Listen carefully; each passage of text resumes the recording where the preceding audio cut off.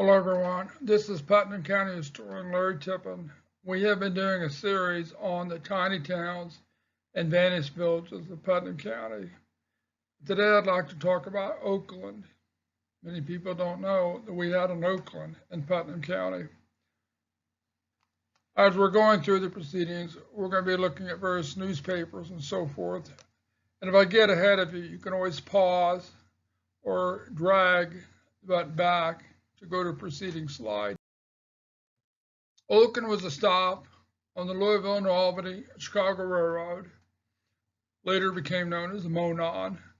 On north end is section 16, township 12 north, range 3 west, about 3 miles southeast of Cloverdale. Never had a post office. School number 11 was nearby, and a sawmill was nearby. Look at some of the maps. See where Oakland was located. This is 1864 map of Putnam County, courtesy of the Library of Congress. You see as you go southeast of Cloverdale on the Monon, in 1864 you see a school and a sawmill nearby this area. And then 1879, it has a name, and it's called Oakland. You still see the school, then the sawmill, and so forth in this area. And you also see the Eccles family on land nearby. Looking at some of the newspapers, here's one from 1855, where this gentleman wishes to sell his farm lying in Putnam County, two and a half miles southeast of Cloverdale and a half mile from Oakland Mills, is what he calls it, or the mills at Oakland, on the New Albany and Selman Railroad, which we later knew as the Monon. And then a few more articles in 1877, 1878, we see a protracted meeting of the Christians being held near Oakland in Cloverdale Township. You can also view newspaper articles at the Hoosier Chronicles online if you wish, which is very interesting to do. In 1878, Judge Eccles and his wife were visiting in Kentucky.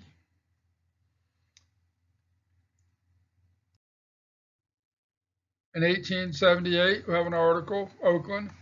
Elder Wright preached at the Higgins Creek last Lord's Day and will preach the next Sunday. The Reverend N.C. Fowler, we understand, is to hold a meeting here soon. Miss Hardy taught our school this winter and gave good satisfaction. They're talking about the school that was near Oakland. Then we were at Cloverdale the other day and saw a delegation there from Fillmore, which had purchased a keg of beer at the saloon, and were having a good time. Then in 1880, we see a news from Cloverdale.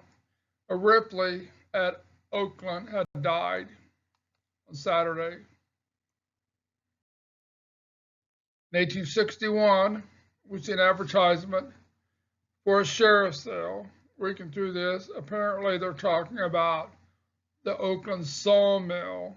The mill itself and the land for which it is located is going to be sold. Again, you can pause anytime and read some of these articles. Then 1865, we see that a horse has strayed from the subscriber, Michael Lentz, in Cloverdale Township, a bay mare, about 14 hands, supposed to be a little over 5 years old. A liberal reward will be paid for delivery to me at Oakland or at Greencastle with Gillespie. It's not uncommon for horses at the time to be stolen, but sometimes they just strayed.